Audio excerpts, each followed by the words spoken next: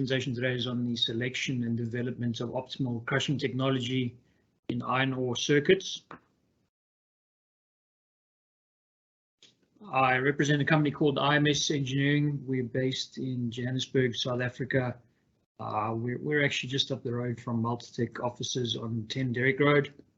So this facility is home to our head office as well as our test plant. On the left-hand side of the image in the background there, you can see what our test plant looks like. Test work for us is very important, as we'll discuss today, so I just wanted to highlight that facility at the back there so you have it in your mind when we discuss it later on in the presentation. To give you a brief background in terms of IMS, we've supplied crushing equipment fairly globally, as you can see on the map there, in Africa, in Southern Africa, in Australia, in Kazakhstan, in Canada, in the US, and in Europe. We focus on quite a few industries. The biggest ones for us are probably iron ore and diamonds, but we get involved in nickel and copper and platinum and you name it. We probably have some comminution equipment supplied there. We've supplied actually a little over 600 crushers now throughout the world, and those crushers are they vary in range. We supply quite a few different types of equipment, but specific to iron ore today, I'll elaborate quite a bit on the Kawasaki range of crushing equipment. So we've held a license for a little over 30 years with a company called Earth Technica. Now, Earth Technica was formed when the crushing division of Kawasaki Heavy Engineering, as well as Kobe Steel Kobelco, merged many years ago. We signed up for a license for that, and collectively as a group since 1926 they've supplied around 24,000 crushers into the market. Of those, around 155 primary gyratory crushers and nearly 4,000 cone crushers, so a fairly significant footprint in a wide range of minerals. The presentation that I'm going to give today, this is a presentation process flow diagram, if you will. So there's three primary sections that I'm going to discuss. The first being some of the more unique requirements in terms of iron ore comminution.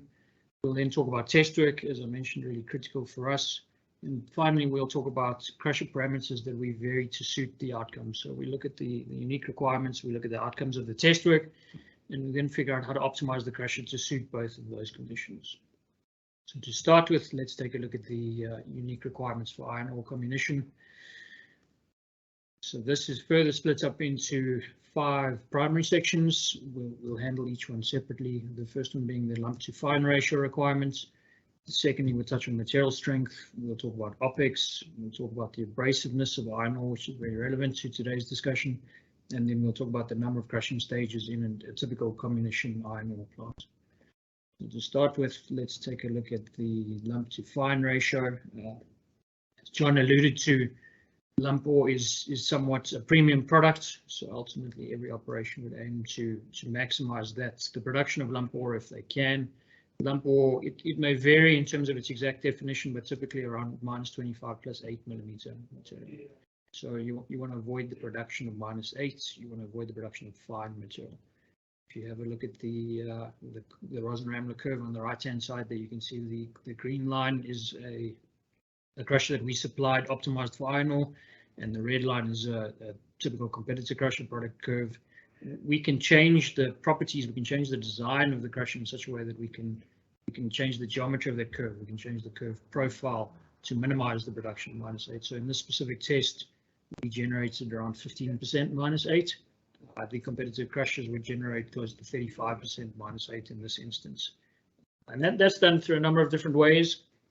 We'll talk about these in some detail a little bit later on in the presentation, but from a high level point of view, we'd look at the crushing chamber design, the geometry of it. We'd look at the surface condition of the mantles, the concaves, the eccentric throw shaft movement, and a couple of others, a couple more. So that's lump to fine ratio, very much a unique requirement to iron ore, but a very important one nonetheless. Second to that would be the strength of the material. Particularly some of our local ores are extremely hard, and this is an important parameter, as you can imagine, in terms of the design of a compression crusher. We've tested ores with a UCS value of up to 650 MPa, which is remarkably hard material. It's incredibly hard ore. The hardness plays a role, obviously, in terms of the power requirements of the crusher. So if you've got very hard ore, you're likely to require fairly high installed power. It also has an influence on the wear. For us to understand it, we would once again recommend test work. Test work gives us it answers a lot of our questions. To look at a couple of images on this slide here, you'll see something I borrowed from the South African Institute of Mining and Metallurgical Base Metals conference. This was something P. Morgan did.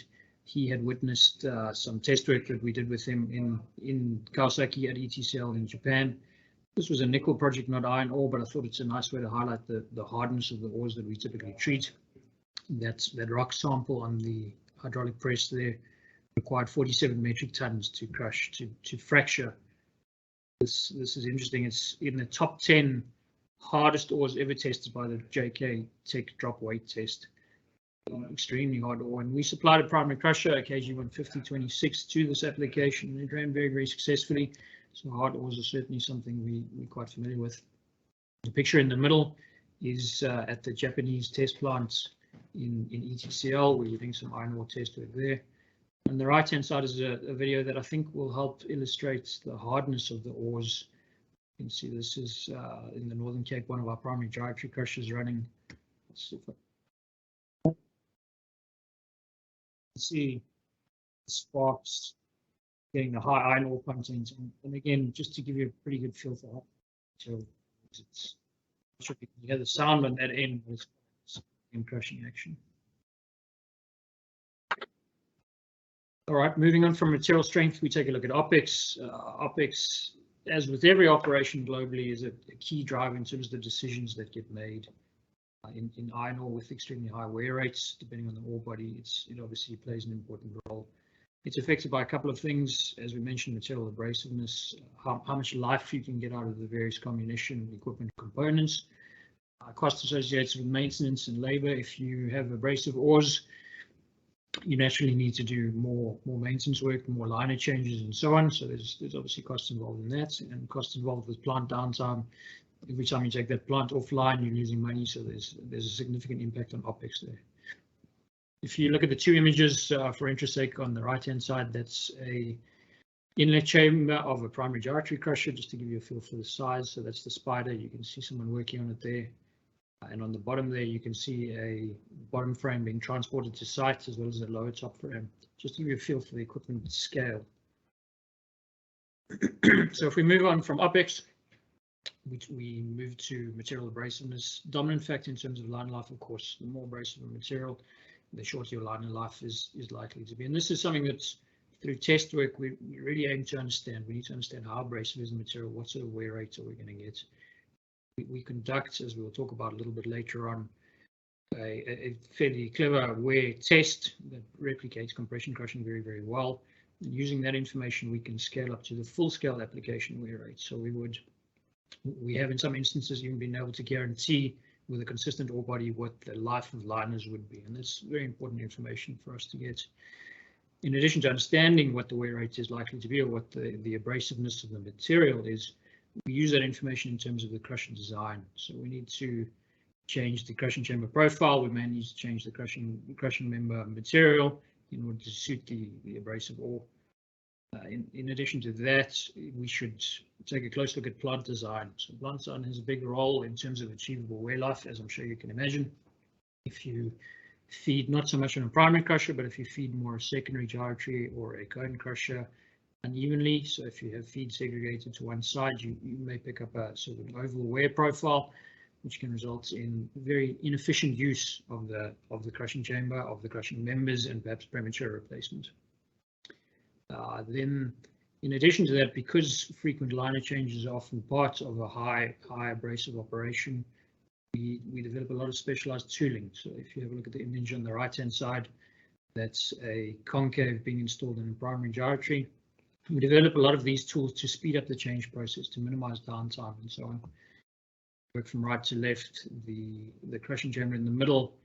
It's a mantle. I think most of you would be familiar with it. You can see that it's not one of ours, but you can see that was a poorly designed crushing chamber. The bulk of the crushing took place up at the top. So you can see you've worn through the top, whereas the bottom section is pretty much brand new. It's a very inefficient use of that crushing chamber, very short life would be expected with something like that. And then on the left-hand side, that image is a little double toggle jaw crusher that we use for our wear tests. There are a few more photographs of it to come, so we'll touch on that in a bit. Then the next thing we wanted to have a look at was the number of crushing stages. As you can imagine, additional crushing stages would result in higher maintenance costs, higher OPEX costs, higher CAPEX costs. So you want to aim to have as few crushing stages as possible. We should look at the circuit as a whole rather than as each crushing stage in isolation. So you've got a certain run of mine. Ultimately, you want a certain product. You want a certain product size distribution.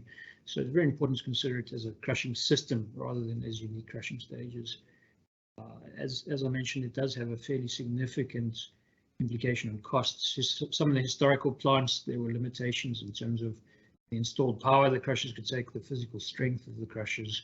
So you may find some of the older plants have multiple crushing stages, whereas these days, with more modernized crushing technology, with higher installed power, higher machine strength, you can often look to reduce some of those crushing stages, which offers a fairly significant benefit to the customer. If we then move on to test work, I perhaps stress this too much, but it's really a crucial step in the process for us. So the test work that we'll look at today is crushing test work. We'll talk about wear test work, specific to iron ore, talk about nip angle testing, and then we'll talk about shaped and unshaped compressive strength testing. There are many more. The time today is fairly limited, so I couldn't go into as much detail as I'd like, but perhaps just to get the message across that there's a lot more test work that we get involved in. But I thought for today's discussion, these may be of the most interest. So let's take a look. So the first one is crushing test work. Now, crushing test work we can do at our facility at IMS Engineering, or alternatively, we could do it at ETCL, Kawasaki test facility in Japan. We have a production size machine, so it's not a pilot scale, it's not a lab scale, it's a production size 1000mm side-by-side cone crusher that we use for test work. We've got a whole range of liner configurations. So if it's what we call KC, Kawasaki coarse, Kawasaki medium, Kawasaki fine, and there's quite a number of them in between that we tweak and we optimize to suit the ore body that we're choosing. Generally, we use around half a ton of material per test. We try to test at least 3 gap settings on each material type. That gives us quite good information to extrapolate to different gap settings. What do we learn? We learn quite a bit.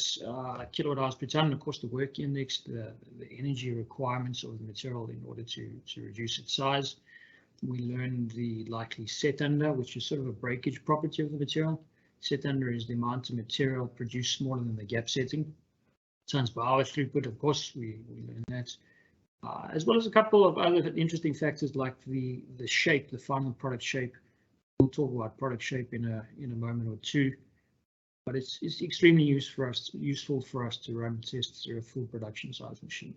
There's an image on the right-hand side. We were doing some test work. That's just the belt feeder that feeds into the test cone crusher. We're about to run that test. Next up, we look at our CR jaw wear test work. So this is something that I mentioned earlier. It's a double toggle jaw crusher. Double toggle jaw crushers fairly closely replicate the manner of crushing, compression crushing that you would see in a cone crusher or in a gyratory crusher. We also use around half a ton of material, typically size range -30 + 8.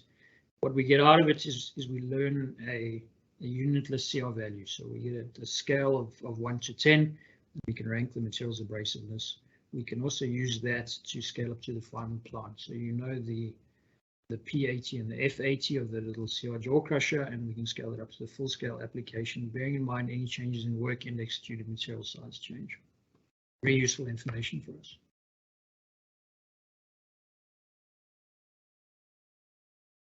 Next up, we got the nip angle testing. So this is quite an interesting test. Perhaps easiest to look at the images on the right-hand side. It uses two specialized cast plates. And these plates are hinged together. There's a pivot point, and you can imagine if you lower a sample into that device and you apply a force, ultimately that particle, that rock, would move over up until such a point where it's nipped. We measure and we document that nip angle for a whole size range of materials and material types, and with that we can establish what the nip angle of a material is. Now the nip angle is really important from a crusher design point of view. Some of you may have seen, if you look at a poorly configured crushing chamber, you see the larger material at the top. They call it boiling or bubbling. It moves around the top of the crushing chamber. It never gets nipped. It never gets pulled into the crusher. It never fractures. So it results in very high wear rates and very poor crushing performance. So no angle testing, very important test that we do. It looks fairly simplistic, but the information that we get is incredibly valuable for the design of both the mantle and the concave and the selection of the eccentric throw to some extent.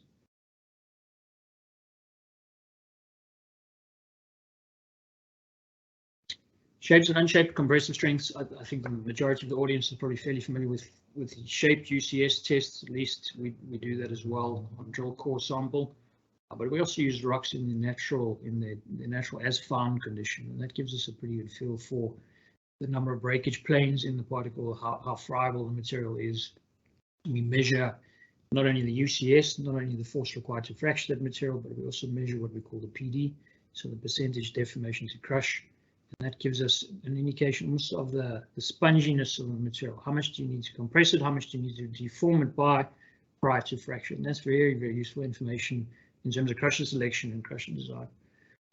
We also learn quite a bit more by analyzing the remaining particles. So once the particle is fractured, we can analyze what does that look like. The charts in the middle of this sheet, you can see an illustration of some examples of what it looks like after fracture.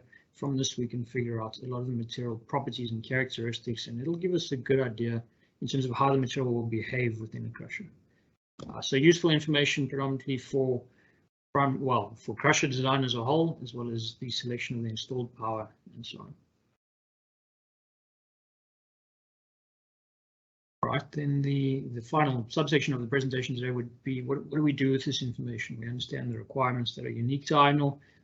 We've done some test work, so we understand some information on the material that we want to treat. How do we then use this to optimize a piece of crushing equipment in an iron ore operation? One of the first ones to look at would be main shaft movement. So main shaft movement is important from a PD point of view. We mentioned percentage deformation to crush. You need to ensure that throughout the crushing chamber, particularly with the larger lump sizes, you have enough shaft movement. And when I talk about shaft movement, not necessarily vertical up-down movement, but rather gyration movement. If you look at the image on the right, you'll see just entering the crushing chamber, there's a ZZZ size. So that would be the largest lump size that we would expect in this machine. And we'd need to verify that the shaft is able to move enough in that area in order to overcome the PD of that material and to get an effective crush. So very important for us. How do we do that? There's quite a few points on it, but in brief, the dead point. So the dead point is a point on the shaft where the gyrations are nothing. You can imagine that shaft sits at an angle and it gyrates. At some point near the top, there's basically zero gyratory movement. So the key point being that you have enough movement even at the inlet of the crushing chamber to ensure that you can sufficiently overcome the PD and crush the material. And we do that with a high so-called dead point, very careful selection of the eccentric throw, and a very well thought out crushing chamber design.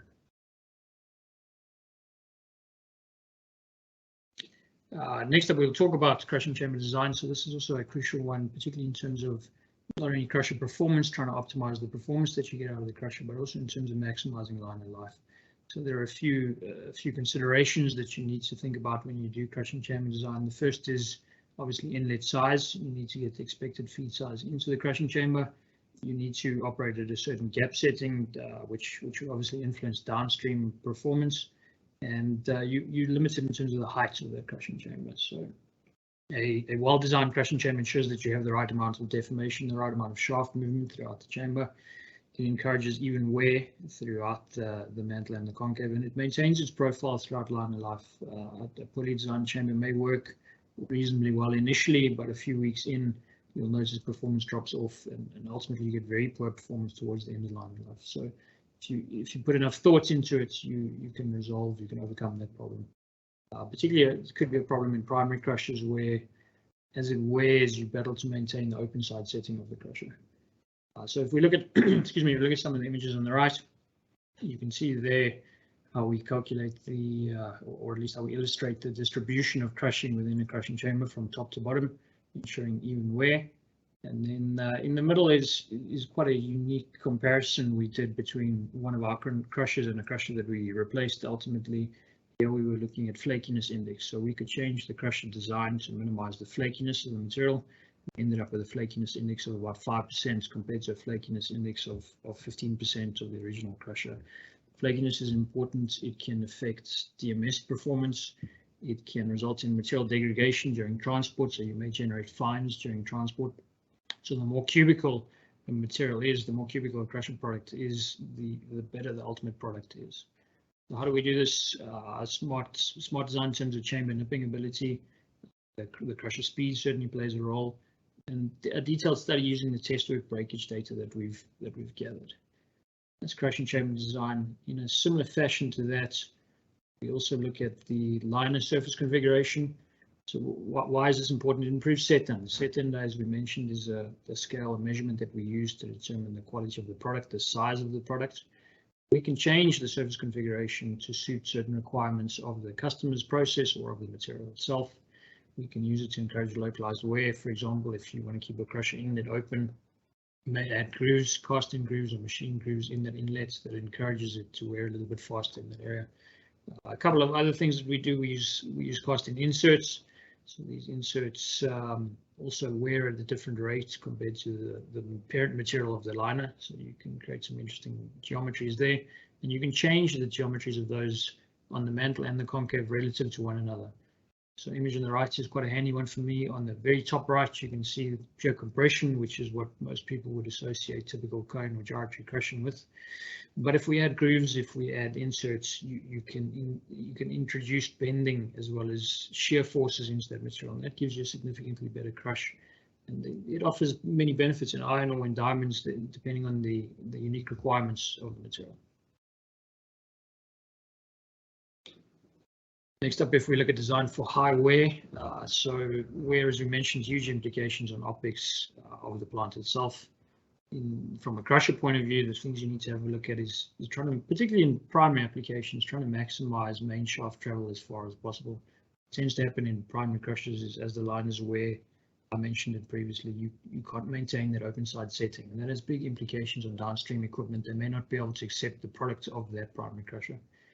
So on the right hand side, there's a chart showing the Kawasaki in the middle there, the amount of liner wear thickness relative to the achievable gap setting. So in our case, the Kawasaki machine has been designed so you can run this specific model, at least you can wear at least 80 mils of liner thickness away from mantle and concave and have no issues with maintaining that open side setting. Now that would typically be end of liner life in any case. So throughout the life of that liner, you can hold that open side setting, which is a really crucial operating production parameter.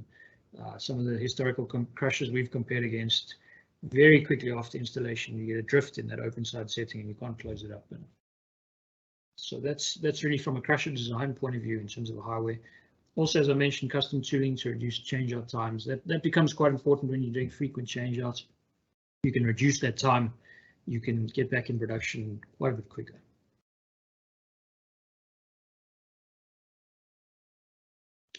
Then the last slide in this section is in terms of installed power and crusher strength. As we mentioned, with very, very hard ores, you may need to employ what we call EHD, extra heavy duty design. So we would have a look at the properties of that ore, and if needs be, we would custom make that crusher to suit the extremely hard ores. How do we do this? Well, test work, once again, indispensable. Certainly information we would need to understand the material properties. And as an outcome of that, we can have a look at the required installed power. We can look at the configuration, the size of the crusher frame strength, and so on. We use finite element methods, of course, to verify our strength calculations. We also, in these applications, would use a very high strength forged shaft steel. So you need a very tough, a very rugged crusher for this sort of application. Good, that concludes my presentation. I hope there was something of interest, something of value for you in this presentation. As I mentioned, the time was fairly limited, so if there is something of interest, please feel free to reach out to me, to reach out to IMS Engineering, and we can gladly take you through this again and discuss in further detail. Thank you.